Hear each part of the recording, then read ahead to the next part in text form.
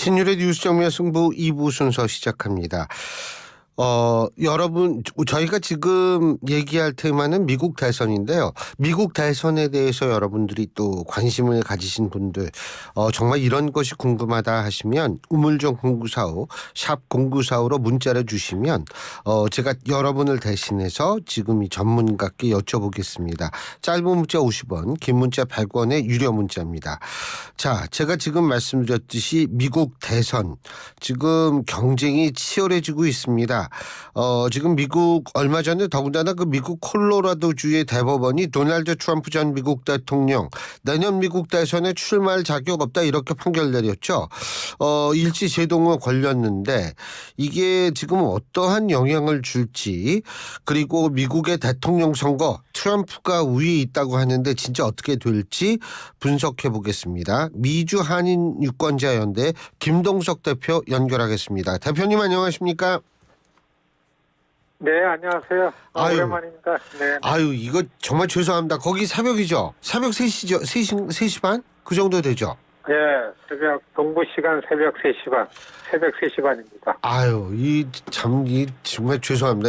하지만 우리 또 이 고교이신 청취자 여러분들을 위해서 또 우리 김 대표님이 또 이렇게 해주시니까 저희로서는 더 기운이 나죠.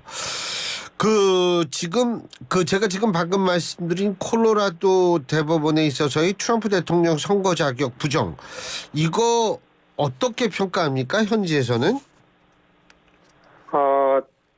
뉴스거리가 돼서 지금 선거판에 한 뉴스기는 한데요. 예. 그런데 뭐 후보 자격이라든지 아니면 결론적으로 전체 판세에 무슨 이것이 그 영향을 주거나 뭐 그럴 것 같지는 않습니다. 예. 왜 그렇게 생각하시죠? 이게 사실 한 1년 전에 콜로라도 주 공화당 안에서 트럼프를 반대하는 사람들이 2021년 1월 6일 의사당 난동 사태, 예. 이거에 대해서 트럼프가 이제 모의하고 주동했다라는 걸 가지고 주 법원에, 콜로라도 주 지방 법원에다가 소송을 제기했는데, 예.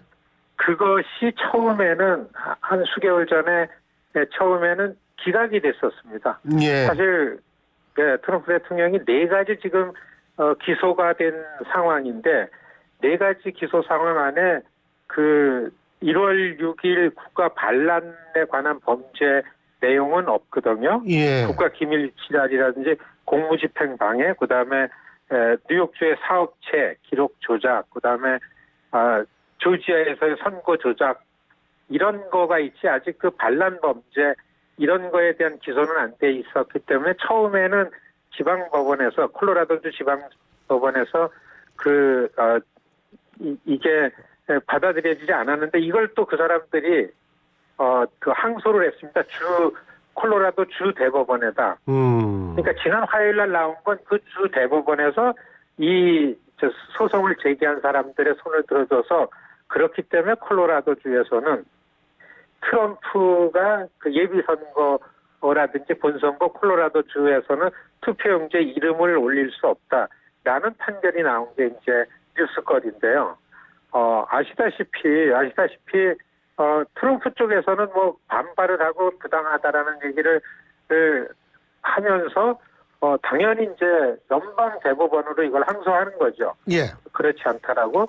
그럼 이게 이제 항소를 해서 법원 일정이 만들어지고 이것이 이제 판결이 나려면은 콜로라도주 예비 경선이 3월 초입니다. 3월 5일. 예. 이전에 이것이 판결 날 일이 없고 항소를 했기 때문에 효력은 이제 정지돼 있고 이런 상황인데, 사실 아시다시피 트럼프가 법적인 기소를 당할 때마다 오히려 트럼프 지지세는 결집이 되고서 확대가 됐기 때문에 오히려 바이든 캠프에서 내심 이게 이런 것이 안 나오는 게 오히려 유리하지 않나, 이렇게 생각할 정도로다가 이렇게 되고요. 또 한 가지는 콜로라도주는 아무리 트럼프가 거기서 이름을 올리고 못 올리고 잘해도 도저히 콜로라도주를 이길 수 없는 주 바이든을요. 예. 그리고 콜로라도주 내에서 공화당 예비 경선에서 그 투표용지 이름이 못 올라가든다 하더라도 나머지 후보들이 아무리 콜로라도에서 많이 이긴다 하더라도 공화당 경선의 그 대의원 수가 전체 대의원 수가 한 2,450명 정도인데요. 예. 콜로라도는 뭐 37명이고 그 다음에 본선거에서도 535명 중에 9명이 작은 주고 그 다음에 이 콜로라도 주의 이런 판결이 지금 같은 내용으로 다른 주에 과연 법적으로 영향을 줄까 하는 데 있어서는 전문가들이 볼 때는 좀 아하. 부정적이기 때문에 오히려 콜로라도 주의 이번 판결이 역풍일 가능성이 더 크다라고 진단하는 그런 그 전문가들이 많다. 한 이틀 지나고 나서는 전문가들의 일반적인 생각과 그 전망이 이렇습니다. 근데요, 어쨌든 지금 반란죄니 뭐 이런 거, 트럼프도 꽤 좀 다양한 죄로 지금 기소가 돼서 재판을 받게 되지 않습니까? 그죠? 근데 이 재판이 결과가 대선 전에 어떻게 부분적으로 좀 나올까요? 어떻게 보세요? 사실 지금 법원의 실정법 위반, 이 헌법 위반이라고 기소된 이런 그 재판의 일정이 3월 5일 슈퍼 투스데이 이후로 다 되어졌기 때문에 3월 5일 이전에 이미 양당의 후보는 결정이 되고 트럼프는 더 지지층이 결집된 공화당의 후보가 되는 게 뻔하기 때문에 이런 그 사법 리스크 같은 것들이 전략적으로다 보면은 트럼프가 후보가 되는 데는 지장이 안 별 된다. 큰 그 영향을 안 주는데 다만 미국 지식인층과 예. 또 트럼프의 결집된 결집층 말고서의 트럼프에게 관심이 있었던 유권자층들은 좀 움직이게 되지 않을까라는 전망을 가지고 지금 공화당 내 경선을 전망하고 있습니다. 그 공화당 경선 말씀하셨는데 아이오와주에서 1월 15일 날 첫 번째 경선이 있죠. 그죠? 그렇습니다. 예. 네. 어떻게 전망하세요?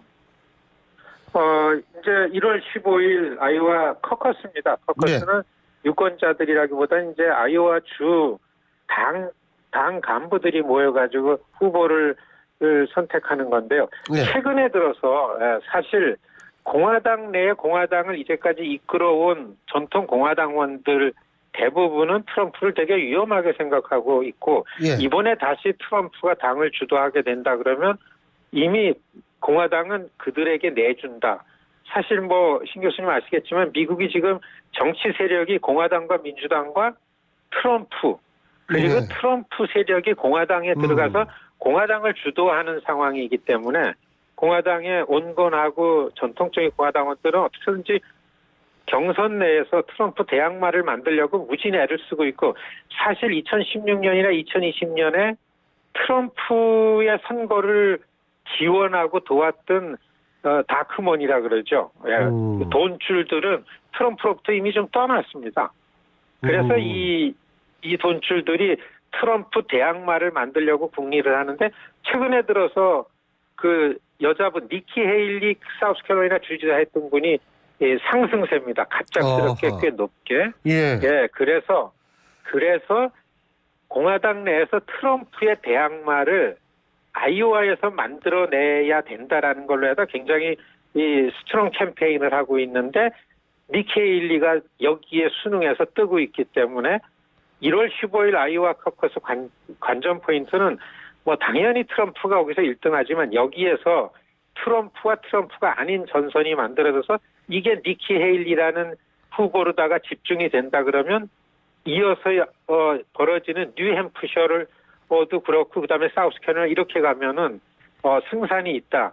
사실 2016년 예. 선거에서 트럼프가 아이오와 커커스에서 테드 크루즈한테 졌습니다. 1등이 예. 테드 크루즈이기 때문에 대개 아이오와 커커스에서 2등하는 후보가 상승세면은 후보가 되는 예가 많았었습니다. 예. 미트 롬니가 그랬고서요. 예. 예. 그리고 바락 오바마도 겨우 이겨고서 그렇기 때문에 아이오와 커커스가 풍량계긴 한데 과연 공화당 경선에서 아이오와 15일 날 2등을 니키 헤일리가 하느냐 아니냐. 그래서 지금 크리스 크리스티가 공화당 내에서는 제일 씩씩하게 트럼프를 비판하면서 나오기 때문에 모든 공화당원들은 크리스티 보고서 압력을 가하는 거죠. 니키 헤일리를 지지 선언하고 사퇴해라. 아하. 그러면은 2등이었던 루안 드산티스를 이길 수 있다. 아이오와는 루안 드산티스가 니키 헤일리보다 약간 지지율이 높습니다. 아. 물론 트럼프가 독주를 하지만요. 예. 이게 아이오와 커커스의 관전 포인트입니다. 아, 그렇군요. 근데 지금 민주당 말이에요. 민주당에서는 혹시 어떤 바이든 대통령의 후보 교체설 같은 건 나오고 있나요? 지금 계속 밀리고 있잖아요. 트럼프한테 밀리고. 예? 그렇죠. 예. 예. 니키 헤일리랑 양자 대결 여론조사도 바이든이 좀 지는 걸로 최근에 나오고 있어가지고 바이든 캠프가 좀 불안해하고 있기는 한데, 그리고 아직 그 바이든이 아닌 다른 후보를 내세워야 되는 거 아닌가라는 이런 여론이 없어진 거는 아닙니다.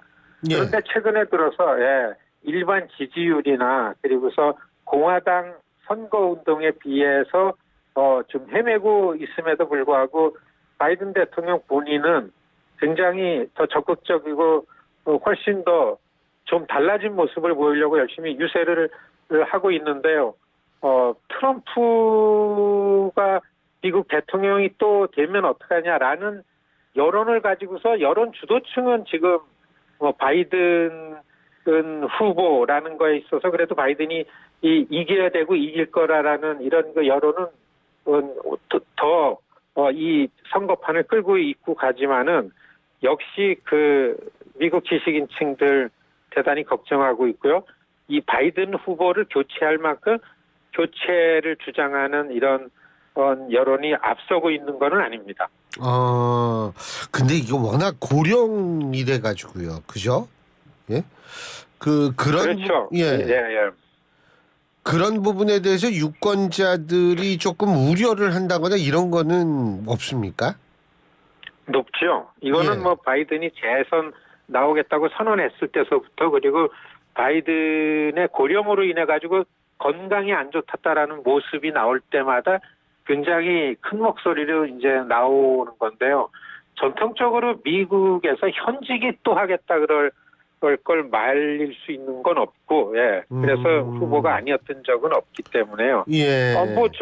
그 프랭크 루즈벨트가 거의 다시 네 번째 당선되면은 한 달을 못 넘기겠다. 결국에는 100일 만에 돌아가셨지만은 예. 못 넘기겠다 할 때도 그거를 못 말렸죠. 그래서 바이든과 트럼프의 리턴 매치는 분명한 거고서요. 다만 공화당 경선에서 바이든의 대체 후보가 나올 건가라는 것이 이제 선거판에서의 지금은 관심 사항입니다. 근데 지금 소장님 말씀은 이렇게 종합해 보면요. 공화당에서 트럼프 대 바이든 혹은 다른 헤일리 대 바이든 뭐 이렇게 해도 전부 이기는 그런 게임인 것 같은데요. 요즘 바이든 캠프에서는 그래도 매 선거 때마다 오바마 재임할 때도 그랬고요. 그다음에 빌 클린턴 재임할 때도 그랬고, 심지어는 공화당의 그 아들 부시 대통령 재선거 나왔을 때의 선거 1년 앞두고서의 형편이나 상황이 지금과 비슷했었기 때문에 앞으로 그리고 그 바이든 대통령보다는 트럼프에 대한 부정적인 여론이 굉장히 아직까지는 크게 상존하고 있고, 아시겠지만 최근 들어서 바이든 캠프가 어제부터 크게 다시 정비를 한 거는 트럼프가 유세 때 험악한 말을 반복해서 했습니다. 이민자들이 미국의 피를 빨아먹고 있다는지. 네, 맞아요. 그리고 히틀러가 주장했던 것처럼 인종적으로 정치적으로 비주류나 적을 갖다가 해충이라 그러고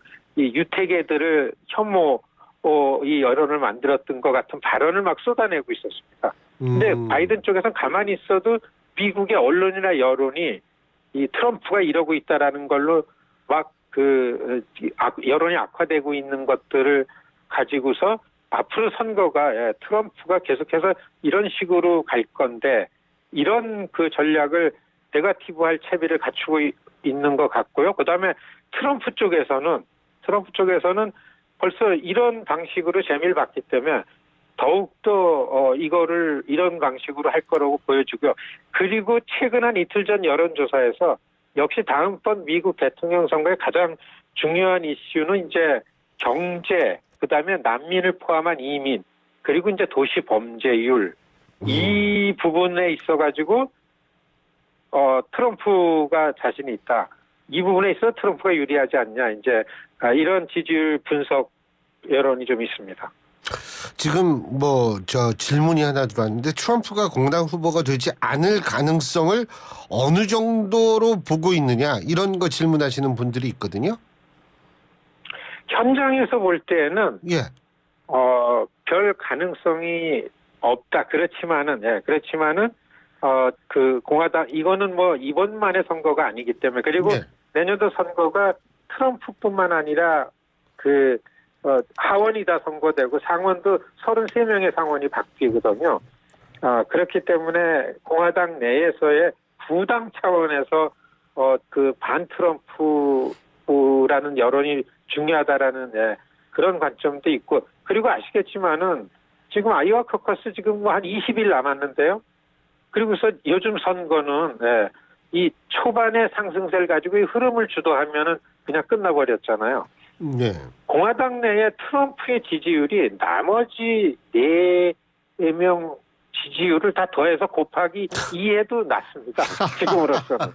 그래서 예. 나머지 4명이 다 반 트럼프 전선에 하나가 되면은 해볼 만하다. 이제 이거고, 이 흐름을 볼 때 그럴 수 있는 가능성도 없는 건 아니고, 다만 내년도 선거 일정에서 불거진 트럼프가 기소된 4가지 일정을 수행하다 보면 트럼프가 선거 캠페인을 후보가 된 다음에도 계속 유지하기 힘들지 않겠는가. 그리고 이러한 거에 대한 대책이 나오고 또 한 가지 트럼프가 2016년하고 너무 다릅니다. 아시겠지만은 프로젝트 2025라는 게 요즘에 9월 달에 밝혀져 가지고 미국이 지금 굉장히 긴장하고 있는데요. 트럼프가 2만여 명의 인재포를 만들었습니다. 2년 동안. 트럼프 마지막 해에 백악관의 전문가들이 트럼프는 플로리다로 쫓겨갔지만은 예. 그 사람들은 워싱턴에 남아가지고 재집권을 준비했습니다. 정책. 그게 나온 게 헤리티지 재단이 주도를 해요. 예. 헤리티지라는 미국의 가장 유력한 보수 싱크탱크가 트럼프 재집권 이 정책을 다 만들어가지고 이것을 발표를 했잖아요. 이걸 볼 때는 트럼프가 2016년에는 본인도 당황할 정도로 대통령이 돼서 잘 못했지만 이번에 준비했다고 나오는 것이 밝혀졌는데 그때하고 다릅니다. 이렇게 볼 때는 리턴 매치가 분명하고 어쩌면은 지금에 한다 그럴 때는 여론조사는 그렇지만은 바이든이 유리한 걸 따져보면은 지지 않는다라는 게 팽팽하지만은 아시겠지만은 지금 미국은 그 어느 때보다도 스트롱한 리더십, 강력한 리더십이 필요한데 두 분 다 고령이지만은 트럼프는 강력한 거에 대변을 모습을 이미지를 주고 있고요. 바이든은 고령이고 좀 허약하고 뭐 약하고 이런 이미지이기 때문에 예. 지금 이런 걸 볼 때는 트럼프 재집권이 오는 거 아니냐는 이 이민자 소수계들 저 같은 사람은 굉장히 우려를 하면서 선거의 해를 맞이할 것 같습니다. 아니 그 우려는 사실 우리나라에서도 우려하는 분들이 많아요. 왜 그러냐 하면 트럼프가 집권을 하게 됐을 경우에는 북한 핵에 대해서 용인할 가능성이 있다. 어떻게 보십니까? 그렇죠. 트럼프는 인게이지 하는 게 아니잖아요. 예. 전 세계의 평화라는 뭐 이런 개념을 갖는 게 아니라 뭐든지 미국의 이익이 되면 돈벌이가 되면 양자 외교로 하고 그러기 때문에 러시아 편을 들 수도 있고 예. 그러기 때문에 트럼프는 미국과 북한하고 할 때에 뭐 한국이 위험해지거나 무슨 핵이나 뭐 이런 걸 고려하는 건 전혀 없고 그냥 그 둘 다 지금 트럼프는 선거판에서 김정은 나랑 친했던 친구 뭐 이런 얘기 막 하는 거 아니에요? 그리고 시진핑도 내가 할 수 있었는데 봐라 이스라엘 하마스 전쟁 난 거는 나 때에 무슨 전쟁이 있었냐? 나는 얼마든지 할 수 있다. 다 내 친구고 내 말을 잘 듣는 내 친구들이다. 푸틴이 그렇고 김정은이었다. 이런 얘기를 뭐 늘 일상적으로 하기 때문에 사실 보면은 예측 불가 불확실성의 모체입니다. 사실 뭐 신 교수님 더 잘 아시겠지만은 이 국제사회에서 좀 예측 가능한 것이 가장 중요한데 트럼프는 불확실성, 예측 불가, 그다음에 뭐 아주 지독한 아메리카 퍼스트. 그래서 뭐 평화나 보건이나 인권이나 뭐 이런 것들이 안중에 없기 때문에 그래서 굉장히 위험한 리더십이 맞는 표현 같습니다. 그래서 우리나라의 입장에서 볼 때도 이게 좀 아주 상당히 걱정스러운데 앞으로 그렇다면은 지금 말씀하신 대선 때까지요 남아있는 변수들이라는 것이 지금 말씀하시는 예를 들면 사법 리스크가 실제화됐을 때 어떤 그런 거라든지 또 뭐가 있을까요? 나머지. 지금 좀 냉정하게 이 선거 판세를 보는 전문가들도 트럼프가 다시 되지 않는다라고 주장하는 사람들은 트럼프의 지지율은 지금 트럼프 지지자들로 확장성이 전혀 없다. 그것이 이제 데이터로 나와 있습니다. 그러니까 트럼프가 2022년 11월 달에 중간선거 끝나자마자 출마 선언을 했을 때 그때의 지지층의 규모나 지지율에서 지금까지 그거 그대로거든요. 근데 이제 바이든 쪽에는 지지율이 낮다 하더라도 이게 확대하고 확장성이 크기 때문에 그리고서 이 선거 캠페인 안에서는 그럴 수 있는 툴들이 무기들이 도구들이 갖고 있기 때문에 그런 것 중에서 사회 가치 이슈 중에서 낙태라는 부분을 굉장히 가장 그래서 중간선거에 민주당이 거의 이긴 것처럼 졌잖아요. 그렇기 때문에 몇 가지 이슈를 놓고 볼 때는 충분히 이 결판을 짓는 경합주에서의 앞으로 지지율이 올라가고 이럴 수 있었던 자신감을 바이든 캠프가 갖고 있긴 한데 아시겠지만 갑자기 이제 이스라엘 하마스 전쟁 때문에 2020년 블랙 라이브스 매터 때 나와 있던 바이든에 몰렸던 표들이 지금 바이든 이탈을 하고 있죠. 왜냐하면 그 세력들은 젊은 세력들이고 시민사회고 소수계들이 직결해가지고서 나왔던 바람인데 그 안은 이스라엘이나 팔레스타인이나 똑같다. 왜 일방적으로 이스라엘을 지지하느냐라는 걸 가지고 이 시민사회의 진보 이 바람의 표들이 이탈 조짐이 있어요. 그래서 지금 굉장히 긴장하고 좌불안석이죠. 하마스 이스라엘 이슈가 바이든의 선거를 어렵게 하고 골칫거리로 나타났다. 이게 핫포인트입니다. 근데 그 전쟁 쉽게 끝날 것 같지 않던데요.